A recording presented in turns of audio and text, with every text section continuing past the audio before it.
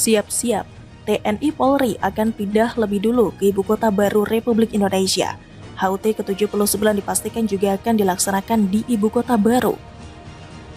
Pandemi COVID-19 yang masih melanda dunia termasuk juga Indonesia membuat banyak pihak pesimis rencana pemindahan Ibu Kota Negara atau IKN ke Kaltim bisa diwujudkan.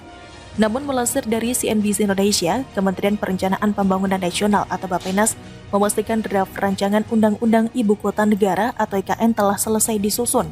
Setelah RUU tersebut resmi menjadi undang-undang, prajurit TNI dan anggota Polri direncanakan pindah terlebih dahulu. Menteri PPN atau Kepala Bappenas Suharso Monoarfa saat ditemui di kantornya pada Kamis 2 September 2021 mengatakan, kalau pihaknya membangun tentu tidak bisa langsung seperti sulap. Untuk pembangunan fisik ada step-step, tahapannya. Jika mau pindah, step-step itu yang sedang pihaknya siapkan. Di master plan-nya juga sampai 2045. Suharso mengatakan jika begitu pihaknya bisa go, pihaknya akan go. Ia juga memaparkan bahwa sudah sampai pada land development, penanaman bibit sudah, penyemaian sudah pihaknya lakukan. Cuma soal bagaimana pihaknya akan membiayai dan membangun. Suharso pun tidak dapat memastikan apakah cita-cita Presiden Joko Widodo untuk mengadakan acara HUT Republik Indonesia ke-79 di IKN baru bisa terwujud atau tidak, tapi pihaknya masih tetap on the right track. Deputi Bidang Pengembangan Nasional atau Bappenas Regional Bappenas, Rudi Suprihadi Prawiradinata mengatakan, rencana pembangunan IKN ke Kalimantan Timur saat ini masih menyesuaikan dengan kondisi pandemi COVID-19. Rencana pembinaan IKN dengan menyesuaikan kondisi pandemi COVID-19 terkini tersebut, kata Rudi, sesuai arahan dari Presiden Joko Widodo. Satu hal yang jelas saat ini, RUU pembinaan IKN sudah rampung dan siap diserahkan kepada DPR. Rudi juga mengatakan surpres atau surat Presiden, RUU sudah selesai. Namun, Presiden melihat kondisi saat ini. Dari sisi pandemi sudah mulai membaik, tetapi membaiknya itu hanya ada di Jakarta. Secara nasional perlu perhatian semua pihak. Kalau Presiden bilang jalan, pihaknya gak mau berasumsi APBN masih bisa berubah. Rudi juga menjelaskan meskipun saat ini pembinaan IKN tidak ada di dalam RAPBN 2022, maka skema KPBU atau kerjasama pemerintah dengan badan usaha menjadi hal yang paling mungkin dilakukan. Dalam rapat Kementerian PPN atau Bappenas dengan DPR RI pada Rabu 1 September 2021, pemindahan PNS ke IKN sudah disiapkan melalui belanja modal tahun anggaran 2022. Menurut Rudi, hal itu adalah kajian persiapan. Rudi mengatakan, itu kajian persiapan. Pemindahannya baru pada tahun 2023. Yang duluan pindah adalah TNI, Polri, untuk memastikan keamanan. 2024 Agustus akan upacara kenegaraan. Pihaknya juga mengatakan sudah mepet. Jadi pihaknya harus memprioritaskan lagi. Yang penting pemerintahan itu bisa berjalan. Itu persiapannya. Rudi menjelaskan jika RUU pemindahan IKN bisa segera disahkan, maka tidak ayal. Pada tahun 2022 sudah bisa dibangun kantor pemerintahan dan istana kepresidenan. Namun sekali lagi, Rudi mengatakan semuanya tergantung dengan kondisi penularan pandemi COVID-19 secara nasional. Ia juga mengatakan semua itu akan sangat tergantung pada kondisi. Semuanya terkait COVID-19 itu kuncinya. Kalau ini gak jalan atau tidak ada penurunan kasus, ekonomi susah bergerak. Rudi mengatakan IKN itu salah satu game changer mendorong perekonomian. Kalau bergerak, semua ekonomi akan bergerak. Kesempatan kerja bergerak.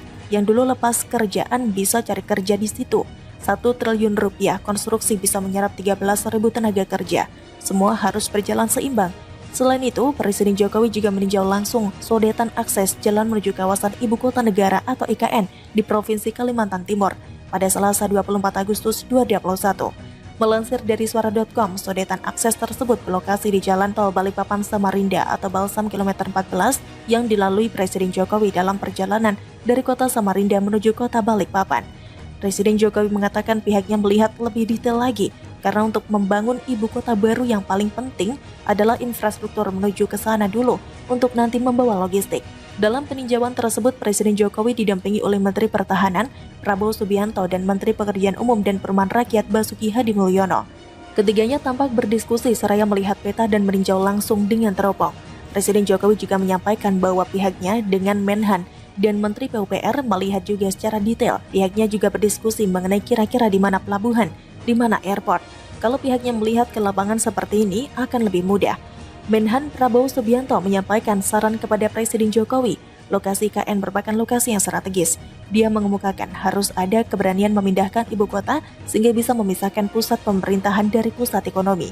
Ketua Umum Partai Gerindra itu juga menilai pemindahan ibu kota negara sudah disiapkan dengan matang melalui berbagai studi dan pertimbangan. Untuk itu pihaknya juga mendukung rencana tersebut untuk diteruskan. Dengan melalui jalan tol ini, waktu tempuhnya akan menjadi jauh lebih cepat. Yang dulu ditempuh 1,5 jam, sekarang hanya setengah jam saja. PUPR bikin Indonesia jadi yang pertama di dunia terapkan pembayaran tol dengan manfaatkan satelit di tahun 2022. Menteri Pekerjaan Umum dan Perumahan Rakyat atau PUPR, Basuki Hadimulyono memastikan sistem pembayaran tol non-tunai atau nirsentuh tanpa henti berbasis Multi-Lane Free Flow atau MLFF akan mulai diterapkan di Indonesia pada tahun 2022. Sistem transaksi ini pun ditargetkan bisa diimplementasikan 100% di seluruh tol pada tahun 2023 mendatang. Ditegaskan oleh Menteri Basuki, ekosistem pembayaran di jalan tol harus tetap berada dalam kendali operator jalan tol. Untuk itulah dirinya mendukung pemanfaatan konsep sharing infrastructure dengan tujuan meningkatkan instrumen untuk manajemen operasi dan keberlanjutan usaha jalan tol. Dalam sebuah sesi webinar, Basuki mengatakan ini semua harus dipersiapkan sebelum ia menerapkan yang akan ia bangun multi-lane free flow yang harus diterapkan nantinya pada tahun 2023 mendatang. Guna mendukung tujuan tersebut, Menteri Basuki baru saja mengirimkan sejumlah staf PUPR untuk mendesain sistem bayar tol tanpa henti menggunakan MLFF ini. Ia juga mengungkapkan ada sekitar 9 orang yang ia kirim ikut mendesain rencana MLFF yang akan diterapkan di Indonesia. Kementerian PUPR sendiri telah menyiapkan sistem pembayaran tol tanpa henti sejak beberapa waktu lalu. Adapun penerapan transaksi tol MLFF ini akan menggunakan teknologi satelit Global Navigation Satellite System atau GNSS. Indonesia disebut-sebut akan jadi negara pertama di dunia yang menerapkan pembayaran tol menggunakan teknologi satelit untuk semua jenis kendaraan termasuk mobil pribadi. Selain itu, sistem pembayaran MLFF berbasis GNSS digunakan hanya untuk kendaraan berat atau logistik di Eropa. Skema pembayaran tol tanpa henti ini diproyeksikan mulai bisa dijalankan separuhnya di seluruh jalan tol di Indonesia pada tahun 2022. Implementasinya akan dimulai di kawasan Jabodetabek yang memiliki volume lalu lintas tol tinggi, untuk kemudian di ruas tol Jawa dan Bali pada tahun mendatang. Melansir dari laman Detik, perusahaan asal Hungaria, Rotex Ltd, ditetapkan sebagai pemenang tender sistem transaksi tol tanpa stop. Perusahaan tersebut akan memakai sistem GNSS. Dalam video yang dipaparkan oleh Emil Iskandar, Chief of Business Development of Rotex Indonesia Toll System, di acara Promoting Intelligent Toll Road System in Indonesia, Kamis 29 Juli 2021, ada 3 cara transaksi pada sistem Multi-Lane Free Flow atau MLFF atau sistem bayar tol tanpa berhenti. Sistem MLFF ini memungkinkan transaksi pembayaran tol dilakukan saat kendaraan sedang melaju, artinya tidak ada lagi transaksi di pintu tol. Dijelaskan di video tersebut, dalam sistem operasi MLFF terdapat 3 cara agar kendaraan dapat mengakses jalan tol. 3 cara tersebut antara lain Electronic Onboard Unit atau EOBU, Onboard Unit atau OBU, dan Electronic Road Ticket. EOBU direkomendasikan bagi yang memiliki smartphone dan jarang bertukar kendaraan dengan orang lain. Setiap kendaraan yang hendak memasuki jalan tol harus sudah terdaftar dalam sistem, baik data kendaraan maupun pengguna. Pendaftaran dapat dilakukan melalui aplikasi MLFF yang bisa diunduh dari ponsel. Setelah melakukan registrasi, pengguna dapat memilih metode pembayaran. Untuk memudahkan pengguna jalan, sistem MLFF juga sudah terintegrasi dalam berbagai pembayaran. Setelah melakukan registrasi, pengguna dapat langsung menggunakan aplikasi EOBU hanya dengan menekan tombol mulai. EOBU akan mengirim sinyal GPS ke MLFF pusat. GPS akan mendeteksi lokasi kendaraan serta memotong saldo secara otomatis. Cara kedua adalah menggunakan OBU. Metode OBU direkomendasikan untuk kendaraan yang sering digunakan dengan pengemudi yang berbeda. Jika ingin menggunakan perangkat OBU, maka Anda dapat membeli OBU dan mendaftarkan kendaraan. OBU berfungsi dengan cara yang sama seperti EOBU, yakni dengan mencatat pengguna jalan tol berdasarkan GPS, dan Anda akan membayar sesuai dengan tarifnya. Ketiga adalah Electronic Road Ticket. Cara ini direkomendasikan bagi mereka yang jarang bepergian menggunakan tol.